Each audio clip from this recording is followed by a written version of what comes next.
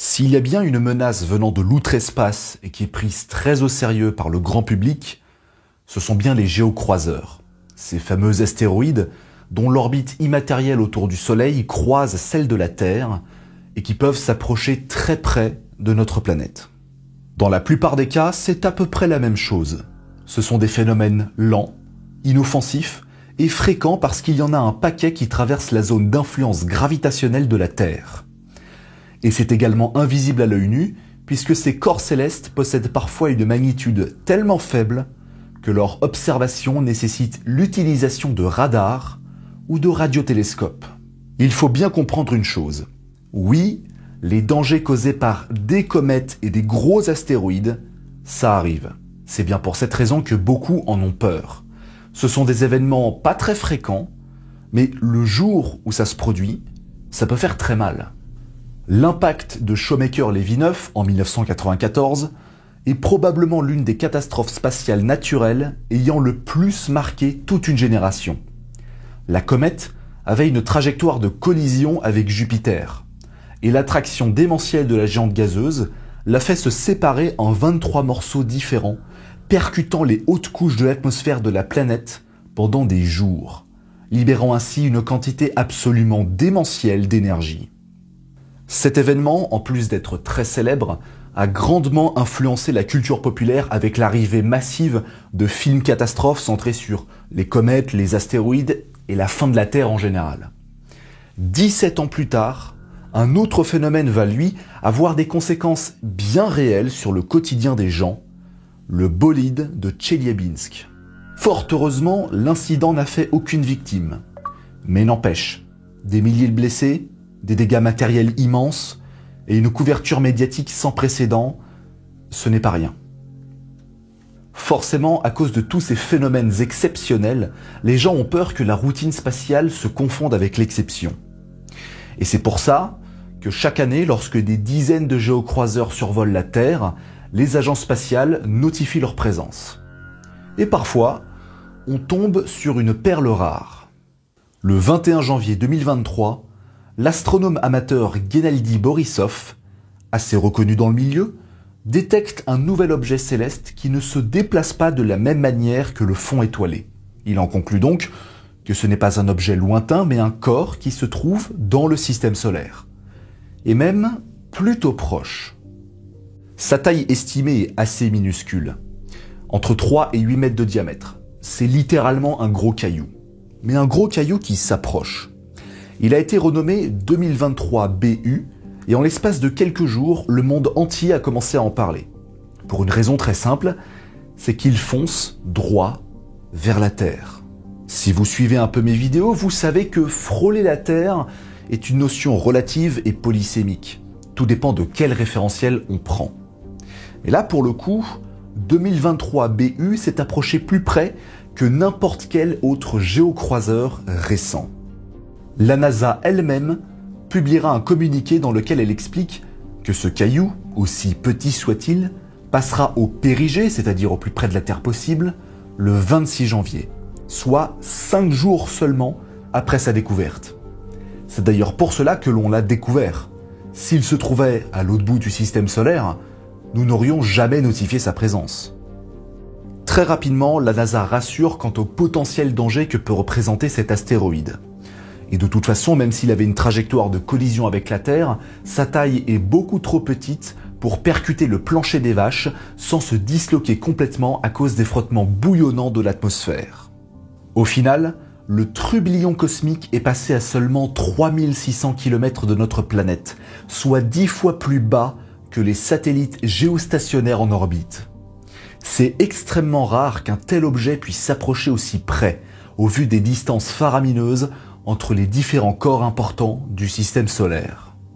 Extrêmement rare, certes, mais pas si improbable que ça, pas si impossible. En fait, l'explication est plutôt logique. Ce que vous voyez ici est la simulation de l'orbite terrestre et de 2023 BU autour du Soleil entre juin 2021 et juin 2024. Quand on commence à connaître l'astéroïde, on est capable d'être au courant de sa trajectoire passée et de pouvoir déterminer sa trajectoire future. Il est d'ailleurs normal que les orbites soient ovales, puisque le point de vue de cette simulation est penché à 45 degrés par rapport au plan de l'écliptique. On peut donc voir l'astéroïde en rose avoir une orbite presque similaire à celle de la Terre. Et il est passé tellement près que cela a considérablement modifié son orbite, puisqu'il est voué à se barrer beaucoup plus loin en 2024. L'attraction gravitationnelle de la Terre a littéralement changé le destin de 2023 BU. Et pourtant, il y a quelques années, il se contentait de rester proche, à quelques dizaines de millions de kilomètres. Forcément, les deux orbites étaient quasiment similaires. Et là, pour le coup, on peut statuer sur le fait que c'est un intrus qui frôle la Terre. Parce que c'est vrai.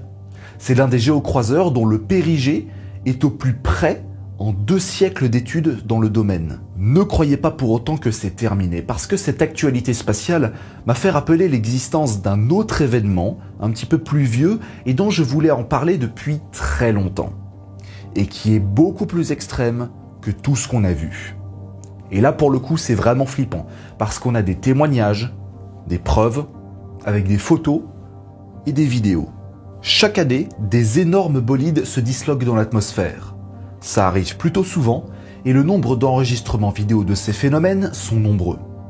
Mais si cette dislocation provoque une traînée de lumière vive et brève, accompagnée d'une légère onde de choc, c'est parce que le malheureux bolide a eu la mauvaise idée d'avoir une trajectoire de collision avec la Terre. S'ils étaient plus gros, ou s'il n'y avait pas d'atmosphère, ils s'écraseraient à la surface et formeraient un cratère d'impact. Sauf que l'exemple que je suis sur le point de vous présenter ne met pas en scène un objet qui était voué, qui était destiné à percuter la Terre. Pas de trajectoire de collision, il se contentait simplement de la frôler. De la frôler comment? Comme un satellite géostationnaire? Comme 2023 BU? Non. Pire que ça. Nous sommes le 10 août 1972 dans l'État du Wyoming aux États-Unis. À l'ouest se trouve le parc national de Grand Teton, une chaîne de montagnes de 1300 km², dont le sommet culmine à 4197 mètres d'altitude. Juste à côté se trouve le lac Jackson, une destination hautement touristique. En cette belle journée de fin août, James Baker passe ses vacances tranquille pépouze sur son bateau de plaisance. Mais dans l'après-midi, lui et tout le monde autour est témoin d'un truc dans le ciel, plutôt lumineux et qui file à une vitesse folle. Cet ovni est rapidement interprété comme un avion, cependant il ne laisse pas des traînées similaires à celles des aéronefs. Cette traînée-là est beaucoup plus fine, il va très vite et il est très lumineux, un petit peu comme s'il ressemblait à une sorte de boule de feu géante. James prit son appareil pour immortaliser la scène et prendra cette photographie qui restera aujourd'hui célèbre. Tellement célèbre d'ailleurs qu'elle sera nommée la Picture of the Day, l'image du jour, par la NASA pour la journée du 2 mars 2009. L'image de Baker n'est pas le seul témoignage visuel de cet événement. On a aussi des photos qui montrent le même objet traverser le ciel très rapidement. Ce phénomène a été visible depuis le Wyoming, l'Idaho, l'Utah, le Montana et même l'Alberta au Canada 800 km au nord. Il a été renommé le Great Daylight Fireball, littéralement la boule de feu géante en plein jour. Ouais, la version française est moins classe quand même. Très rapidement, le Great Daylight Fireball sera identifié comme un astéroïde venant d'outre-espace et frôler la Terre à une très basse altitude. Mais quelle était sa taille? Et pourquoi ne s'est-il pas entièrement disloqué? On sait aujourd'hui qu'il ne faisait que quelques mètres de diamètre. Rien d'exceptionnel. Mais son périgée, c'est-à-dire au moment où il passe le plus près de la Terre, était de 58 km. 58, pas 500 000 comme la majorité des géocroiseurs, pas 3600 comme le cas exceptionnel de 2023 BU la semaine dernière. Non, 58. On n'est pas dans l'espace, on est littéralement dans l'atmosphère, ce qui explique la présence de la boule de feu causée par les frottements de l'air. Sa vitesse était d'ailleurs tellement rapide qu'il n'a même pas eu le temps de se disloquer complètement dans l'atmosphère avant de tranquillement reprendre son chemin dans l'espace. Le problème, c'est qu'après son passage, on ne l'a plus jamais observé depuis. On ne connaît ni sa trajectoire passée, ni sa trajectoire future. C'est pour cela qu'il n'y a pas d'autre nom à part le Great Daylight Fireball.